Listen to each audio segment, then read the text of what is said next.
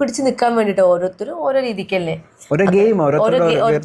ഞാൻ ജെന്യൂനായിട്ടാണ് നിന്നത്. ഞാൻ എൻ്റെ വീട്ടിൽ എങ്ങനെയാണോ അങ്ങനെ നിന്നത്. പിന്നെ എൻ്റെ വീട്ടിലെ ആൾക്കാരെ പോലെ അല്ല അവിടുത്തെ ആൾക്കാരെന്ന് പറഞ്ഞു. എല്ലാവരുടെയും ക്യാരക്ടർ ഭയങ്കര ഡിഫറൻസ് ക്യാരക്ടറാണ്. അപ്പൊ എനിക്ക് എൻ്റെ വീട്ടിലുള്ളവർക്ക് സംസാരിക്കുന്ന പോലെ പെരുമാറുന്ന പോലെ എനിക്ക് അവിടെ ഉള്ളവർക്ക് പെരുമാറാൻ പറ്റത്തില്ല. എന്ത് ഷൗട്ട് ചെയ്യാമെന്ന് ഞാൻ ഷൗട്ട് ചെയ്യും, വീട്ടിൽ എന്തെങ്കിലും തെറ്റ് കണ്ടാൽ ഞാൻ ചൂണ്ടിക്കാണിക്കും. അങ്ങനെ എൻ്റെ സ്വഭാവം എന്ന് പറഞ്ഞാൽ. അപ്പോൾ എന്താ പറയാ, അതൊക്കെ വിടും. പിന്നെ വേറെ എന്തെങ്കിലും വിശേഷം? വേറെ സുഖമായിട്ടിരിക്കുന്നു. എന്താണ് future plans?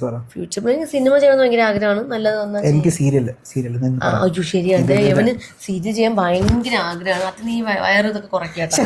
Body shaming guys, ഇത് കട്ട് ചെയ്യണം. ഇല്ല, എനിക്ക് വയറ് കുറഞ്ഞു ഗൈസ്. വയറ് തള്ളിന്ന് പിന്നെ എനിക്ക് വയറില്ല. ഓക്കെ, അപ്പൊ ജിമ്മിൽ പോയി സെറ്റ് ആക്കി ഈ ഡബിൾ ചിന്ന്. അല്ല, ഇതൊക്കെ എന്റെ ഫാൻസിന് ഇഷ്ടമാണ്. എന്നാ പറയുക, ചേട്ടാ ഇവിടെ ഇങ്ങനെ പിടിക്കാൻ എന്ത് രസം. 2-3 മെസ്സേജ് വന്നിട്ടുണ്ട്.